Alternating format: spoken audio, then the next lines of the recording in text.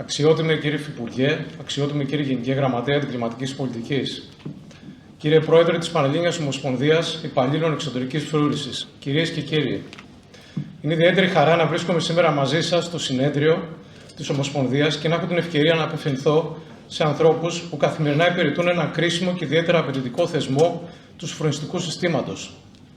Η Υπηρεσία Εξωτερικής Φρούρησης δεν αποτελεί απλώς έναν επιχειρησιακό μηχανισμό ασφαλείας. Αποτελεί βασικό πυλώνα σταθερότητας, εύρυθμης λειτουργίας και προστασίας των σοφρονιστικών καταστημάτων, με άμεσο αποτύπωσμα στην ασφάλεια της κοινωνίας.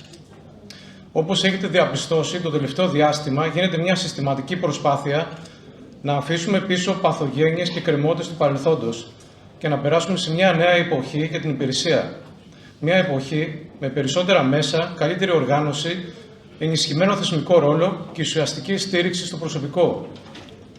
Προς αυτή την κατεύθυνση προχωρούμε σταθερά στην αναβάθμιση του υλικοτεχνικού εξοπλισμού και των επιχειρησιακών δυνατοτήτων των ΤΕΦΚ σε όλη τη χώρα.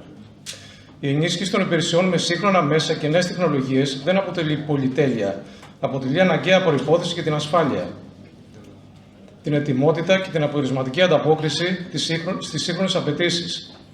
Τα νέα μεταγωγικά οχήματα, τα αυτοκίνητα τύπου SUV μέσω leasing που σύντομα θα παραλάβετε, οι πρόσθετες προμήθειες οχημάτων που ήδη δρομολογούνται, καθώς και η ενίσχυση της υπηρεσίας με αλεξίσφαιρα, νέες στολές, χειροπέδες, ασύρματους, χημικά μέσα και λοιπό επιχειρησιακό υλικό, αποτελούν αποτελέσματα συντονισμένης προσπάθειας και στενής συνεργασίας της υπηρεσίας μας με τις αρμόδιες διευθύνσεις Γενικής Γραμματείας.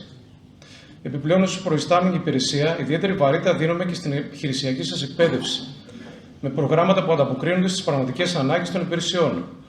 Η αυτοάμυνα, η αυτοπροστασία, η σκοποβολή, οι πρώτες βοήθειες, η χρήση σύγχρονων συστημάτων ασφαλείας αποτελούν πλέον παγιωμένες εκπαιδεύσεις και υλοποιούνται συντονισμένα σε όλα τα ΤΕΦΚ. Ταυτόχρονα, μεγάλη βαρύτητα δίνεται και στην εκπαίδευση, τον εξοπλισμό και την κατάλληλη στελέχωση των ομάδων αντιμετώπισης έκνομων ενεργειών. Ιδιαίτερη σημασία όμως έχουν και οι θεσμικές και νομοθετικές παρεμβάσεις που υλοποιήθηκαν το προηγούμενο διάστημα.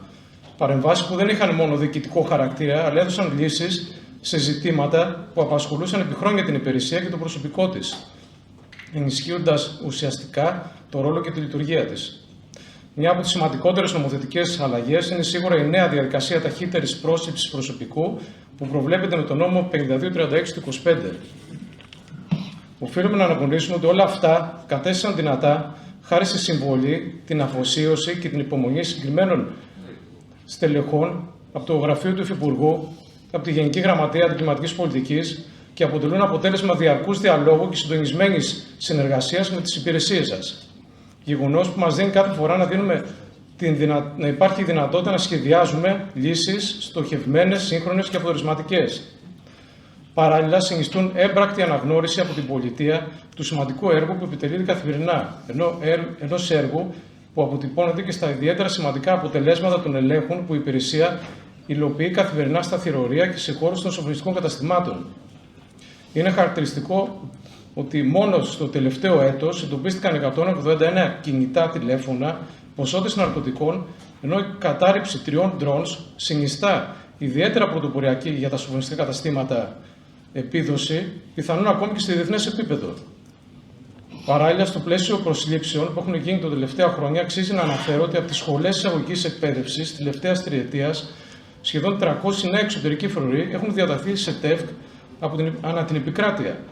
Ενώ ήδη αυτό το διάστημα μια ακόμα εκπαιδευτική σειρά βρίσκεται στη σχολή στον Ελαιώνα Θήβας.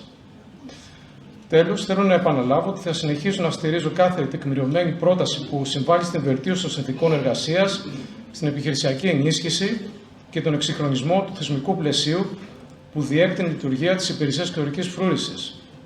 Κοινός μας στόχος είναι μια υπηρεσία σύγχρονη, αποτελεσματική και ισχυρή, με προσωπικό που θα αισθάνεται ασφαλές, υποστηριζόμενο και υπερήφανο για την αποστολή που επιτελεί. Σας ευχαριστώ θερμά για την πρόσκληση και εύχομαι καλή επιτυχία στις εργασίες του συνεδρίου σας.